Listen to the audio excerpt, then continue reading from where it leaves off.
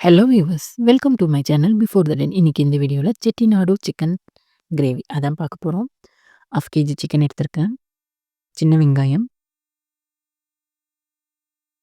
கொத்தமல்லி, வெங்காயம், தக்காளி, தேங்காய், முழு தனியா,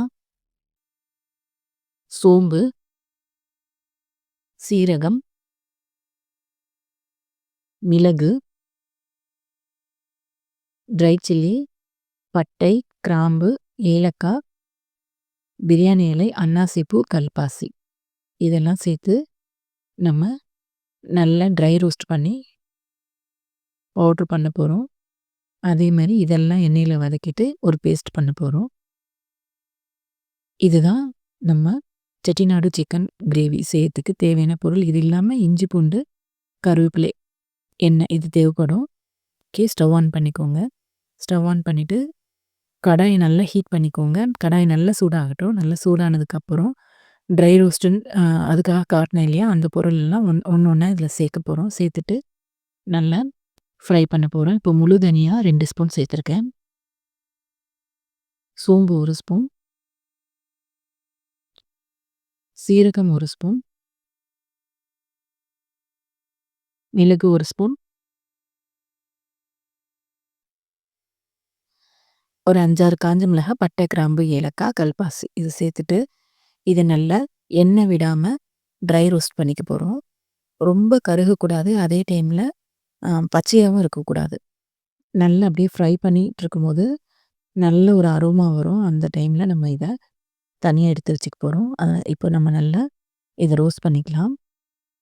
அடி கனமான பாத்திரமாக இருக்கிறதுனால கரியாமல் ரோஸ்ட் ஆகிடுச்சு. இதை தனியாக எடுத்து வச்சுக்கலாம். இதை ஒரு பவுட்ரு பண்ணணும். அடுத்து அதே கடாயில் கொஞ்சமாக எண்ணெய் சேர்த்துக்கலாம். நல்லெண்ணெய் சேர்த்துக்கோங்க. கொஞ்சமாக எண்ணெய் சேர்த்துட்டு இதில் நம்ம வெங்காயம், தக்காளி, தேங்காய் இது 3த்தையும் வதக்கி எடுக்க போகிறோம். முதல்ல நம்ம வெங்காயம் சேர்த்துக்கலாம். வெங்காயம் 2 வெங்காயம், ஃபுல் வெங்காயம் நல்லா கட் பண்ணி இதில் சேர்த்துருக்கேன். இதில் சேர்த்துருக்க வெங்காயமும் அப்படிதான் கரியக்கூடாது, அதே டைமில் வேகாமையும் இருக்கக்கூடாது. இந்த வெங்காயம் ஒரு கண்ணாடி பக்குவத்தில் நல்லா லைட் பிங்க் கலரில் வர அளவுக்கு நல்லா வதக்கி விடுங்க. நல்லா வதங்கணும். நல்லா வதங்கினதுக்கப்புறம் இதோட 2 துண்டு தேங்காவை பொடியாக கட் பண்ணி வச்சுருக்கேன். அந்த தேங்காவை தான் நம்ம இப்போ இதில் சேர்த்துருக்கோம். இந்த தேங்காயும் வெங்காயமும் நல்லா வதங்கட்டும். ஏற்கனவே வெங்காயம் நல்லா வதங்கிடுச்சு. இதோட தேங்காய் சேர்த்து தேங்காயோட பச்சை வாசனை போகிற அளவுக்கு கொஞ்சம் வதக்கிக்கலாம். நல்லா வதங்கி வரட்டும். நல்லா வதங்கினதுக்கப்புறம் இதோட பொடியாக கட் பண்ணி வச்சுருக்க தக்காளி சேர்த்து வதக்கி விட போகிறோம். இந்த தேங்காய், வெங்காயம், தக்காளி வதக்கி அரைச்ச பேஸ்ட் இதுதான் அந்த செட்டிநாடு சிக்கன் கிரேவிக்கு ஒரு திக்னஸ் கொடுக்கும். இப்போ தக்காளி சேர்த்துருக்கோம். தக்காளியும் சேர்த்து நல்லா வதக்கிக்கலாம்.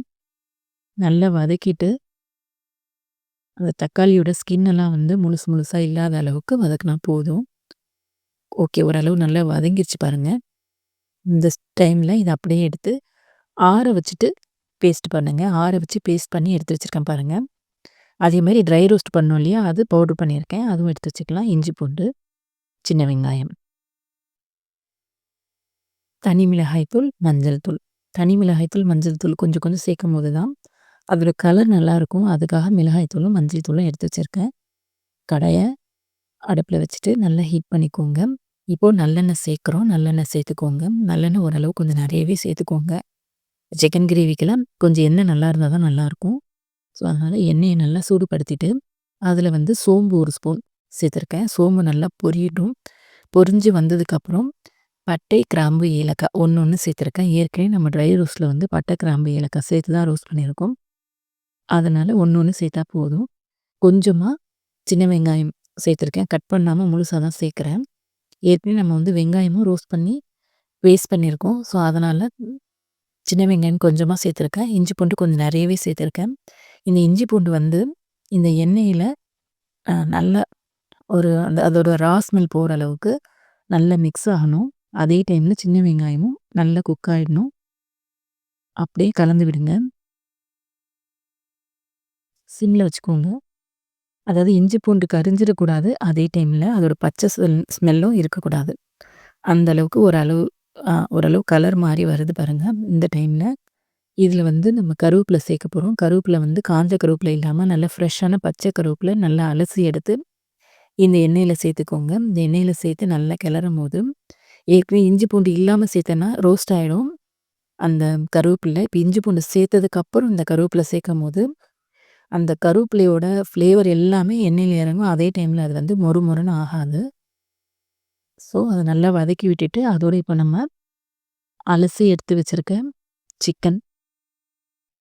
அந்த சிக்கன தான் நம்ம இப்ப இதில சேர்க்குறோம். சிக்கன் வந்து நல்லா சாஃப்ட்டா இருக்கணும். நார் நாரா இருக்க கறி கூட சாஃப்ட்டா இருக்கணும் அப்டின்னன்னா, நீங்க சிக்கன வாங்கிட்டு வாங்குன உடனே ஃப்ரீசர்ல வச்சுருங்க.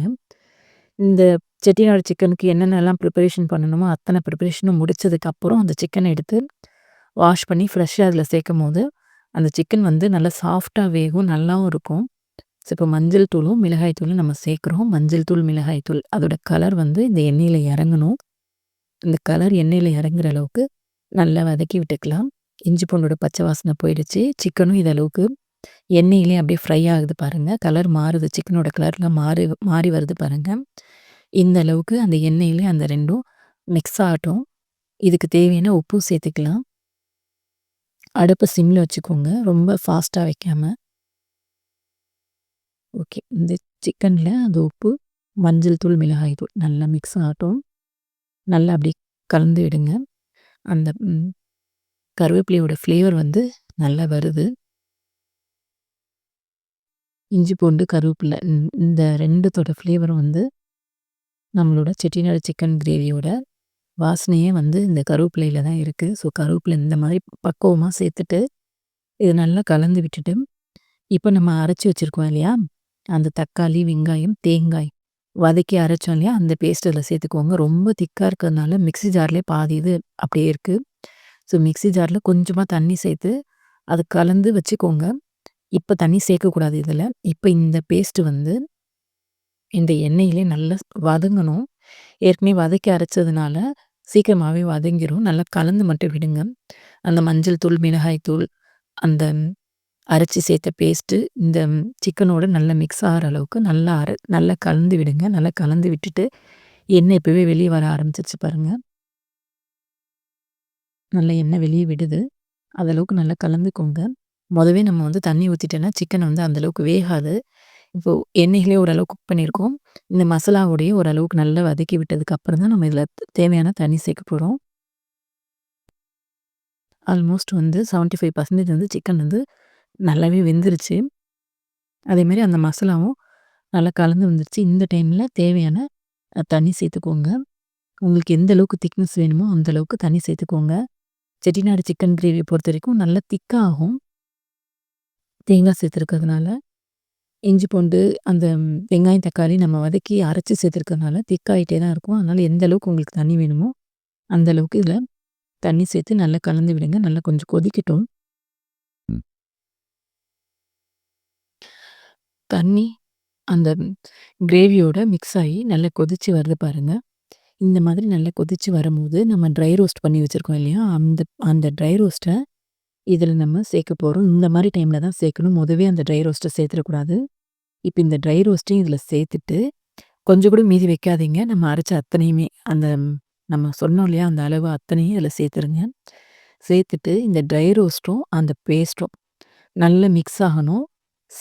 அடுப்ப சிம்ல வச்சுட்டு நிதானமா கலந்து விடுங்க. ஏன்னா நல்லா அப்படியே தெறிக்கும்.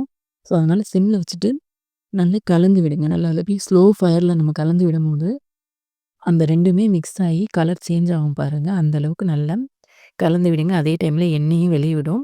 நல்லா திக்கா இருக்கும். நல்லா அப்படியே கொஞ்சம் கொஞ்சமா கலந்து எண்ணெய் வெளிய விட்டு அப்படியே பாருங்க. கலர் மாறியிருக்கா? இந்த மாரி டைம்ல நம்ம கொஞ்ச நேரம் அப்படியே மூடி போட்டுறலாம். ஒரு 10 மினிட்ஸ் வந்து சிம்ல வச்சுட்டு, ஸ்லோ ஃபயர்ல வச்சுட்டு மூடி போட்டுருங்க. ஒரு 10 மினிட்ஸ் கழிச்சு ஓப்பன் பண்ணி பாருங்க. தேவைப்பட்டா நடுவுல 1 டைமோ, 2 டைமோ ஓப்பன் பண்ணி கலந்து விட்டுக்கோங்க. இப்போ எண்ணெயெல்லாம் வெளிய விட்டுருச்சு. எண்ணெய் வெளிய விட்டுருச்சு. குழம்போட திக்னஸும் நல்லாருக்கு. அந்த ஃப்ளேவரும் நல்லா வருது. அந்த ட்ரை ரோஸ்ட் பண்ணி போட்டோம் இல்லையா? உடனே அரைச்சு உடனே சேர்க்கும்போது, இதுக்கு ஒரு டேஸ்ட்டு, இதுக்கு ஒரு வாசனை, இந்த 2யும் அடிச்சுக்கிறதுக்கு வேற எதுவும் இல்ல. ஸோ அதோட அந்த கருவேப்பிலையும் சேரும்போது வேற லெவல்ல இருக்கு இந்த செட்டிநாடு சிக்கன் கிரேவியோட வாசனை. ஸோ நல்ல சிக்கனும் வெந்துருச்சு.